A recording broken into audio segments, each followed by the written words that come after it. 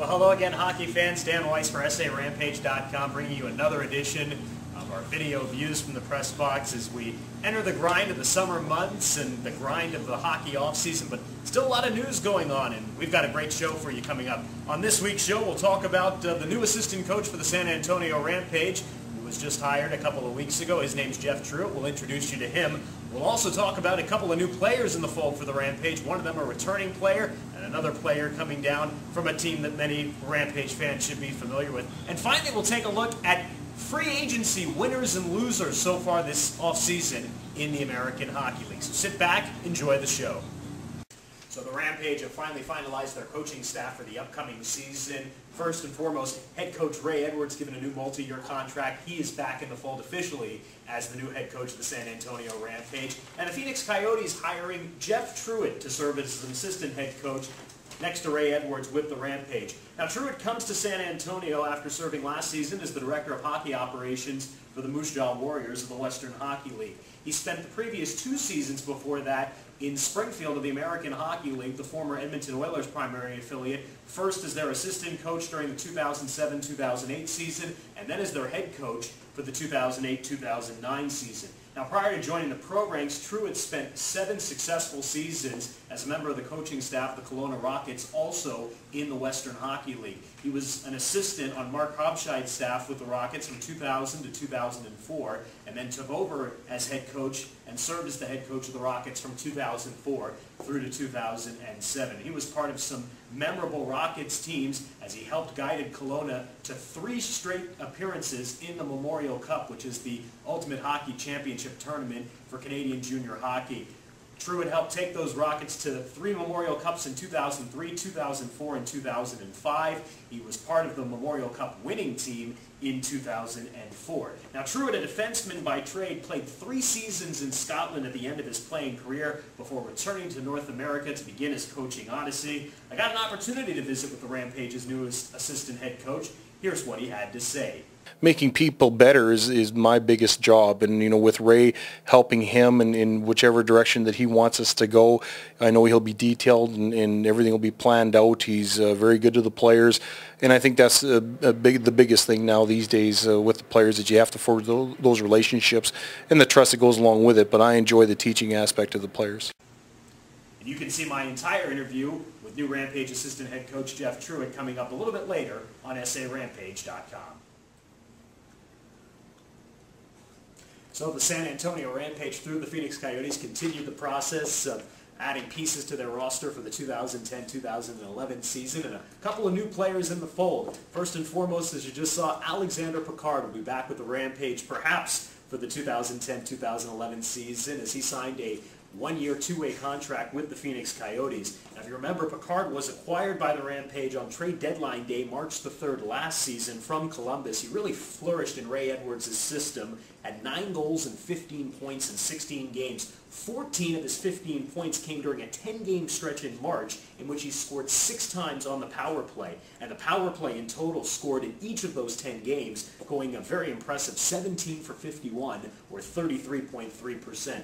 Picard was a perfect top-line left winger, playing often with Kyle Turris and Brett McLean. He should continue to excel in that role next season, as well as being a threat on the San Antonio power play. Now, Picard was drafted 8th overall by Columbus back in 2004. He spent, before coming to San Antonio, his entire tenure in the Columbus organization, most notably with the Syracuse Crunch. But he really revitalized his career coming to San Antonio at the end of last season, opened up some eyes on the Coyotes coaching staff, and he'll challenge for a roster spot come training camp in September. Picard has got great career numbers, particularly in the American League. 81 goals, 161 points in 251 AHL games. He also has 2 assists in 67 NHL games. Now, the Rampage, through the Phoenix Coyotes, well, we should say the Coyotes, also signed center Bracken Kearns to a 1-year, 2-way contract as well. Kearns, who last season played for the Rockford Ice Hogs, posted career AHL highs with 15 goals and 51 points. He appeared in all 80 games for the Ice Hogs last year. He had 3 assists and 4 points in 8 games against the Rampage. 6-foot, 195-pounder, Kearns has appeared in 266 career AHL games with Rockford, Norfolk, Milwaukee, and Cleveland. He's recorded 47 goals, 125 points, and 261 penalty minutes in those AHL games. Kearns is a top 6 forward, likely to be a second-line centerman, and adds great depth to the Rampage up the middle. So we welcome in, hopefully, Alexander Picard and Bracken Kearns to the Silver and Black next year. So as we move through the summer months here, we get to the end of July and the beginning of August. We take a look now at free agency winners and losers throughout the course of throughout the entire American Hockey League up to this point. Now, a lot of this can change, so these are just our initial projections. Let's take a look first at the Western Conference. Free agency winners. I really like what Grand Rapids has done. They've added a couple of veteran scorers in Chris Menard and Jamie Johnson. They've also brought in veteran defenseman Greg Amadio from the Hershey Bears, and goaltender Joey McDonald coming over from Toronto is going to certainly help shore up that position for Grand Rapids, a team that I think really underachieved last year. Lake Erie is another team who I feel has really cashed in and has won so far during this free agency period. They've also added a couple of great scorers, Julian Talbot from Peoria, Greg Malden from Bridgeport, Ben Walter from Lowell, and David Vandergulik from Abbotsford. They've also beefed up their defense with the addition of David Liffiton from Syracuse, and Jason McCasha comes over from Hershey as well. So good job by Lake Erie and Grand Rapids here so far off the bat. And even Oklahoma City, a team that's coming from Springfield, and although they're going to be a new team in the league next year, they basically take the Springfield roster. But Oklahoma City through Edmonton has done a real great job so far. They've taken the league's leading scorer from last year,